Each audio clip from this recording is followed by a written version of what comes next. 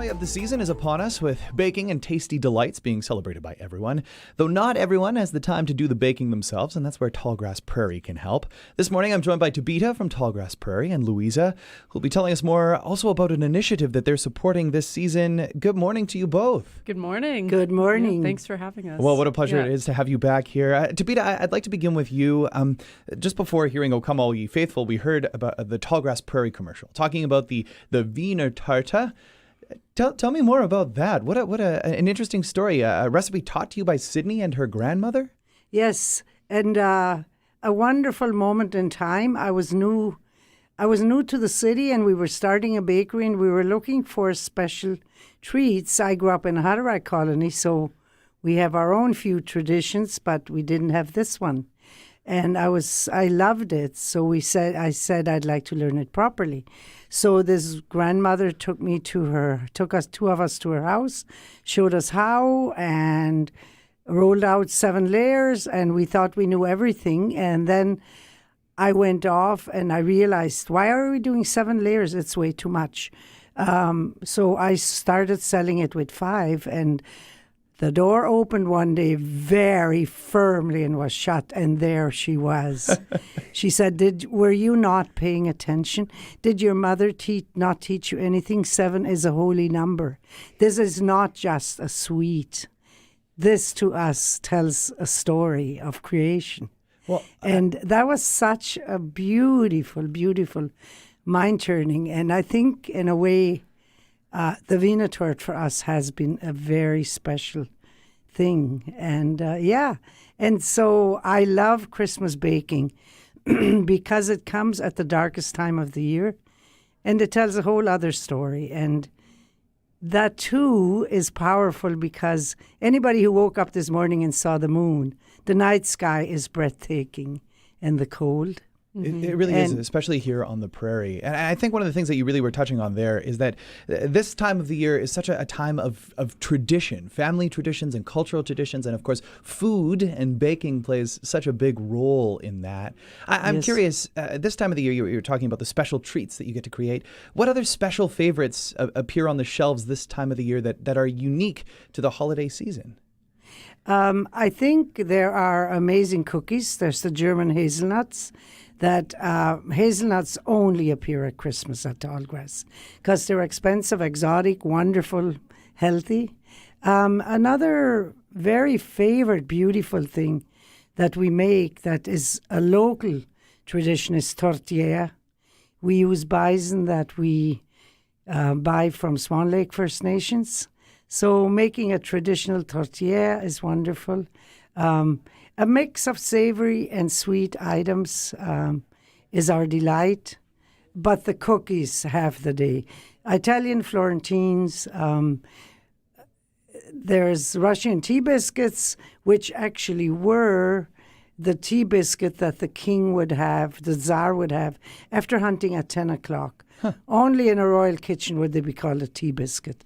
They're basically pecans held together by butter and sugar and eggs. And all the good all the good things. All of the good things. The other thing to watch for is Cristopomo bread, which is a medieval bread that, again, could also only be imagined when people had been fasting for 5 weeks, being vegan, to get ready to celebrate the mystery of Christmas. And so then they make a bread with everything they've missed.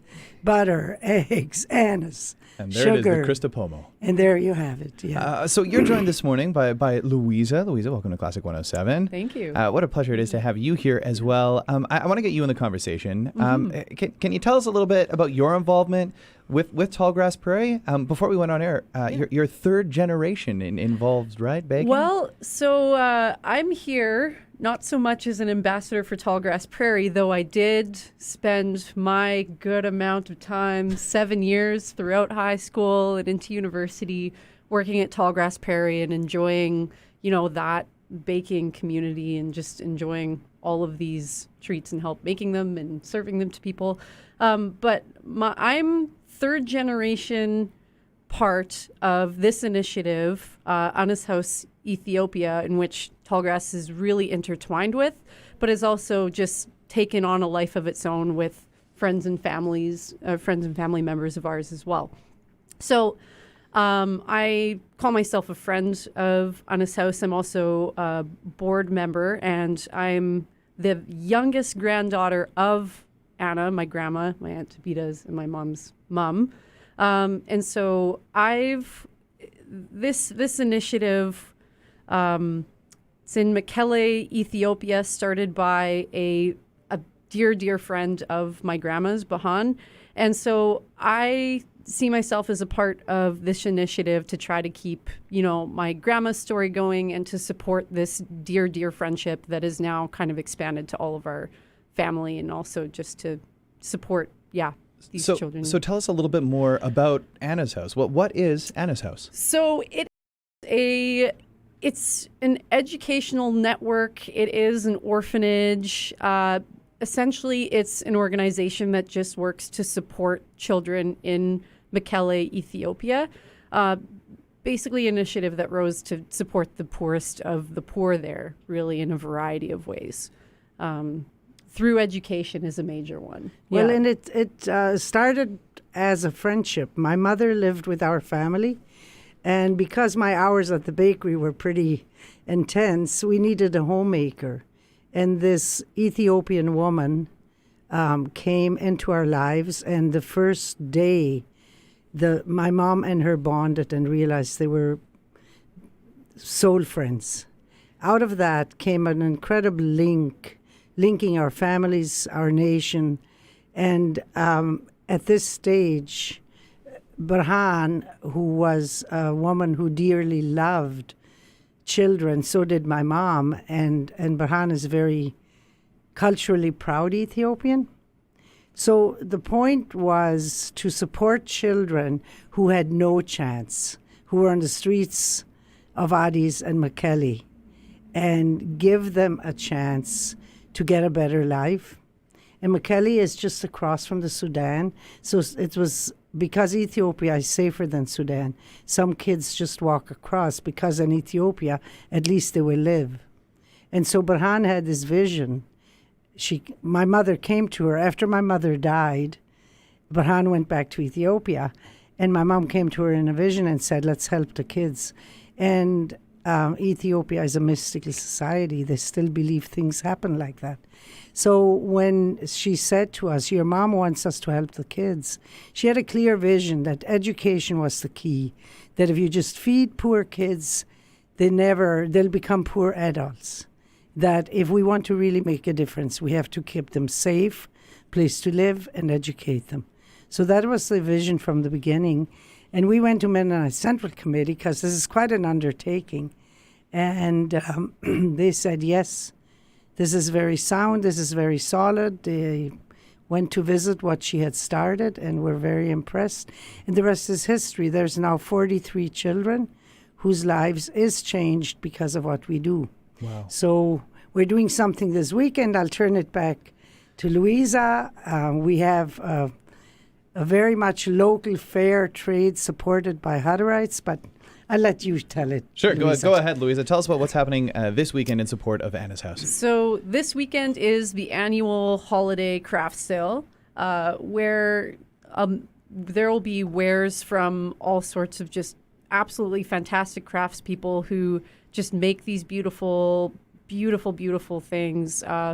Like my aunt said, a lot of Hutterite communities are especially involved in making things like quilts and slippers and rugs and all things cozy. Perfect for this time of year. Exactly. And then, we have woodworkers donating absolutely beautiful bread bowls and bread boards. My Aunt Lena, who she's a beekeeper, she always does beeswax candles and honey and all sorts of things. So it's just a really beautiful craft sale. It's just got such a good feeling about it because of all of those who have come together to make it happen and just donate all their time.